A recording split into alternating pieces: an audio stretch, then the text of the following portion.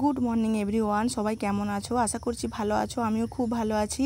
আজকের ব্লগটা সকাল থেকেই শুরু করেছি। সকালবেলায় বাগানে চলে এসেছি। অনেক দিন থেকেই দেখছি কাঁচকলা গাছের মোছাটা হয়েছে, ভাবলাম ওটাই আজকে রান্না করব। আর যেহেতু রেসিপি বানাবো, শেয়ার তো করবই, তাই ওটা কেটে নিলাম। আমার পুচু ওটা দেখে ভয় পাচ্ছে, কারণ ওর মধ্যে অনেকগুলো ছোটো ছোটো পিঁপড়ে ছিল, আর এই জন্য ওটা দেখে ভয় পাচ্ছিল। চলো কেটে নিলাম, বাড়ির দিকে রওনা হলাম। তো বাড়িতে গিয়ে এবার মেন কাজ যেটা, ওটা হচ্ছে ছাড়িয়ে পরিষ্কার করা। ওটা ভালোভাবে ঠিকঠাক পরিষ্কার না করতে পারলে রান্নাটা অতটাও খেতে ভালো লাগবে না। এবার হচ্ছে ওটাকে ছাড়ানোর পালা। এবার আমি একটা জায়গায় বসে পড়েছি, হাতে অনেকটা সর্ষের তেল নিয়ে নিয়েছি, নাহলে হাতটা পুরো কালো হয়ে যাবে। কারণ জানি তো কাঁচকলাতে প্রচুর পরিমাণে কষ থাকে। তো ওটা প্রত্যেকটা কোয়া বার করে নেওয়ার পরে ওর মধ্যে একটা প্লাস্টিকের মতন অংশ থাকে, একটা শক্ত ডাঁটির মতন, দুটো অংশই বাদ দিয়ে দিতে হবে। প্রত্যেকটা কোয়া থেকেই কিন্তু বার করতে হবে, নাহলে কিন্তু খেতে ভালো হবে না। এবার আমি এটা মুসুর ডাল দিয়ে বানাবো বলে আমি আলু ডুমো ডুমো করে কেটে নিয়েছি। মুসুর ডালটাও এখানে ধুয়ে রেখে দিয়েছিলাম।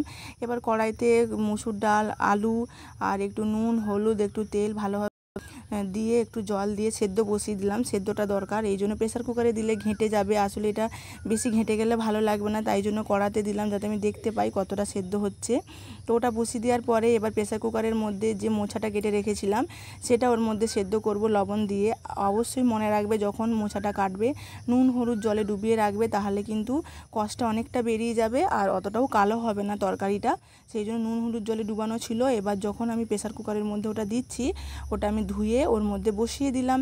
এবার কিছুই না, দুটোই সেদ্ধ হতে হবে, সেদ্ধ না হলে রান্নাটা হবে না। এই রেসিপিটা দুর্দান্ত লাগে খেতে। যারা মুসুর ডাল ভালোবাসে আর যারা মোছা ভালোবাসে, দুটো কম্বিনেশানে তরকারিটা দারুণ খেতে হয়। চলো কথা বলতে বলতে কিন্তু আমার অনেকগুলোই সেদ্ধ হয়ে গেছে। এদিকে ডালটাও দেখছি যে কতটা কি সেদ্ধ হলো। দেখলাম যে আরেকটু হবে, মানে গোটা গোটাও থাকতে হবে, অথচ নরম হতে হবে।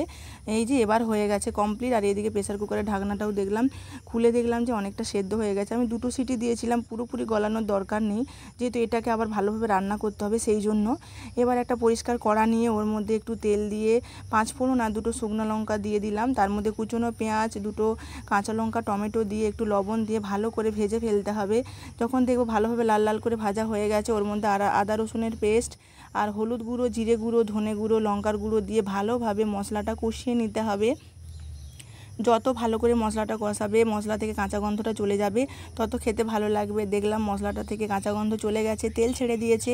সেই মুহূর্তে এই যে সেদ্ধ করে রাখা মোছাটা ওর মধ্যে দিয়ে দিলাম। আর এবার হচ্ছে ওই মোছাটাকে ভালোভাবে কষিয়ে ফেলতে হবে, যেরকমভাবে তরকারি রান্না হয় সেরকমভাবে। যেহেতু হালকাভাবে সেদ্ধ আছে তাই বেশিক্ষণ লাগবে না, ভালোভাবে কষিয়ে নিলেই কিন্তু হয়ে যাবে। এইভাবে একবার অবশ্যই আপনারা রান্নাটা করবেন। যারা জানে তারা তো জানেনই, আর যারা জানেন না অবশ্যই এই রান্নাটা, আমার এই রেসিপিটা দেখে একবার হলেও ট্রাই করবেন। আর কেমন লাগলো অবশ্যই কমেন্টে জানাবেন। বলো, মশলাটা কষাতে শুরু করে দিয়েছি, আর কিছুক্ষণ হলেই কষানো হয়ে যাবে। দেখলাম হয়ে গেছে। এবার ওই সেদ্ধ করে রাখা ডাল আর হচ্ছে আলুটা ওর মধ্যে দিয়ে দিলাম। দেওয়া মাত্রই দেখতে পেলে কত সুন্দর একটা ঘন ঘন হয়ে গেছে, কি সুন্দর দেখতে হয়েছে না বলুন? এটা দিয়ে গরম ভাত কার না ভালো লাগবে বলুন? এবার ওর মধ্যে স্বাদ মতন একটু লবণ, অবশ্যই একটু চিনি দেবেন, একটু মিষ্টি হলে কিন্তু খেতে বেশি করে ভালো লাগবে। আমি কিন্তু লবণ চিনি সমস্ত কিছুটা দিয়ে দিয়েছি। নামানোর আগে একটুখানি হাফ চামচ মতন গরম মশলা দিলাম। এবার রেডি হয়ে গেলে এরকম চাপ চাপ করবেন, একদম ডাল পাতলার মতন করলে কিন্তু ভালো লাগবে না, এটা একটা তরকারির মতন হবে মুসুর ডাল দিয়ে। দেখুন লুকিংটা কেমন হয়েছে অবশ্যই কমেন্টে জানাবে। চলো টাটা বাই বাই, আবার অন্য কোনো একটা ভিডিওতে আপনাদের সাথে দেখা হচ্ছে।